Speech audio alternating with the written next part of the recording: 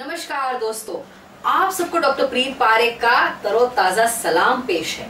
एक आयुर्वेदिक डॉक्टर होने के नाते अपने सारे पेशेंट्स के नाम मनोज कुमार की सुपर डुपर हिट फिल्म पूरब और पश्चिम के एक गीत की पैरोडी पेश है मुकेश जी के अंदाज में। टन टन टन टन टन टन टन टन टन टन टन टन टन टन टन टन। कोई जब तुम्हारी कमर तोड़ दे, तड़पता हुआ रास्ते पे छोड़ दे, तब तुम मेरे पास आना डियर। ये क्लिनिक खुला है, खुला ही रहेगा तुम्हारे लिए। कोई जब तुम्हारी कमर तोड़ दे, तड़पता हुआ रास्ते पे छोड़ दे।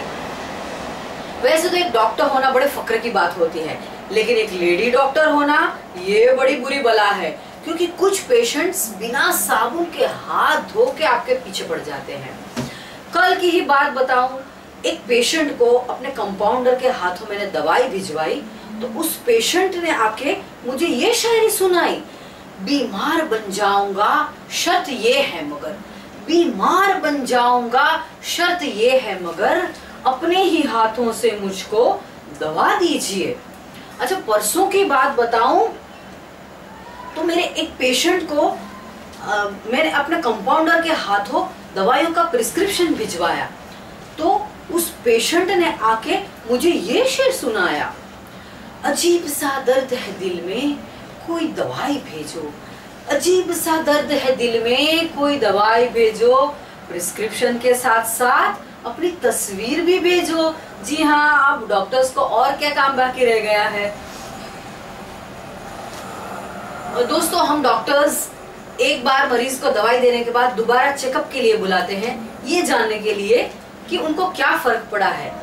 तो एक पेशेंट को मैंने बुलाया और उनको पूछा कि भाई आपको क्या फर्क पड़ा है, तो उस पेशेंट ने मुझे ये शेर सुनाया, दर्द गुर्दा दर्दे कमर, दर्द दिल दर्दे जिगर, दिल में जगाया आपने, पहले तो ऑल राइट था, अजी पहले तो ऑल राइट था, पेशेंट बनाया आपने।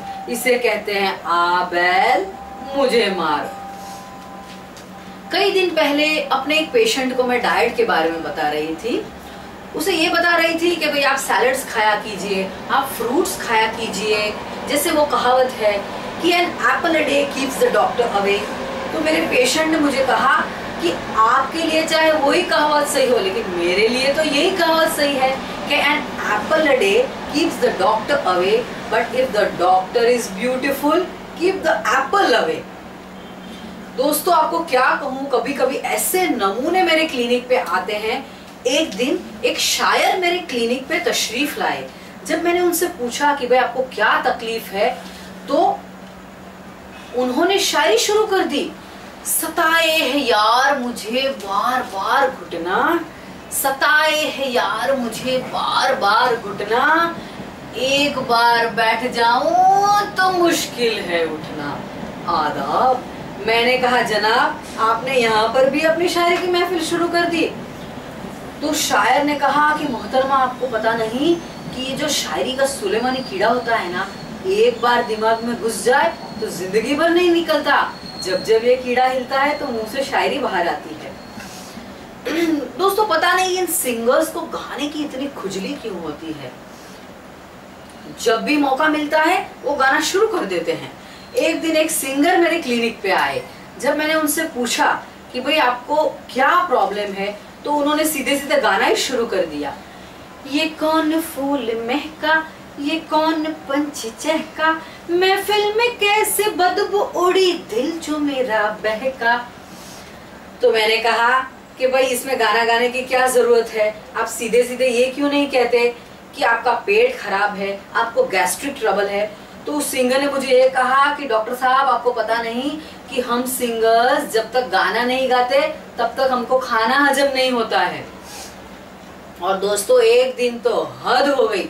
एक डांसर मेरे क्लिनिक पे आए, जब मैंने उनसे पूछा कि भाई आपको क्या तकलीफ है, तो बिना कुछ बोले उन्होंने डांस शुरू कर दिया।